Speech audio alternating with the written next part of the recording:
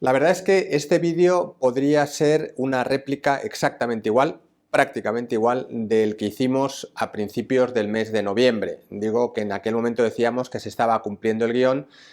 porque el mercado estaba teniendo un comportamiento positivo, porque tradicionalmente o de forma o de manera estacional tanto octubre como noviembre eran meses buenos para los mercados financieros y de hecho octubre había empezado a ser bueno después de un mal mes de septiembre que también es tradicionalmente malo. Noviembre ha vuelto a ser bueno, la verdad es que ha habido una recuperación muy significativa de los mercados de bolsa, de las bolsas internacionales, de la renta variable, pero se ha sumado en las últimas sesiones del mes, digo que se ha sumado a la fiesta el buen comportamiento del mercado de renta fija. Podríamos añadir que buena falta le hace después del terrible año que estamos teniendo en este 2022, prácticamente el peor de la historia para la renta fija. Digo que se estaba cumpliendo el guión para la renta variable, recuperación importante y además la renta fija se suma a la fiesta con una recuperación de precios también importante en estas últimas sesiones. Los motivos. Hablábamos, podríamos repetirlo, hablábamos de la importancia que tenía la inflación, veíamos o decíamos, hablábamos de que podíamos haber visto el techo de los precios, tanto en Europa como en Estados Unidos, y que podíamos empezar a ver una moderación en la inflación. Ojo, muy importante no confundir los términos. Una moderación de la inflación no significa que los precios bajen, significa que crecen a un menor ritmo y eso es lo que está pasando. Pero por el momento, y así lo atestiguó ayer el señor Powell, presidente de la Reserva Federal, digo que suficiente por el momento para que los bancos centrales empiecen a moderar su política de subida de tipos tan agresiva como hemos tenido en este 2022. También, y es una cosa lleva a la otra, también la más rápida, la más intensa de la historia en número de subidas y en intensidad. Por tanto, la inflación empieza a ser un poquito más baja de lo que hemos visto, es lógico, también empiezan a tener en cuenta, o tenemos que tener en cuenta todos los factores que comentábamos en el vídeo anterior y en el anterior, es decir, moderación de las materias primas, caída del precio del gas, caída muy significativa del precio del petróleo,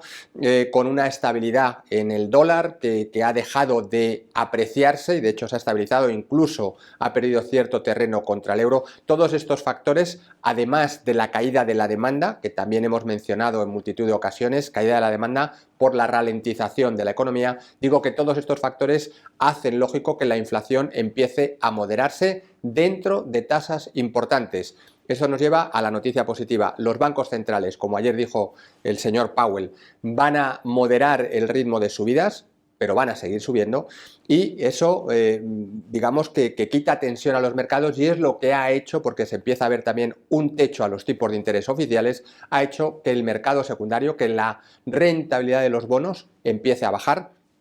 y nos dé un buen resultado, una buena subida de precios en estos activos que, como digo, han estado tan castigados a lo largo del año.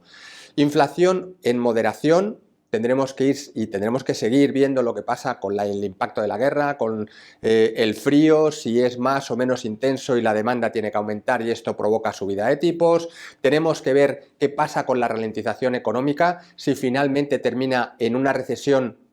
que casi no tenemos ninguna duda de que se va a producir en diferentes momentos y en diferente intensidad, con diferente intensidad en las diferentes zonas geográficas, pero lógicamente tenemos que estar muy atentos a esa intensidad, esta es la clave. En cualquier caso, ralentización de la actividad, inflación alta pero moderándose,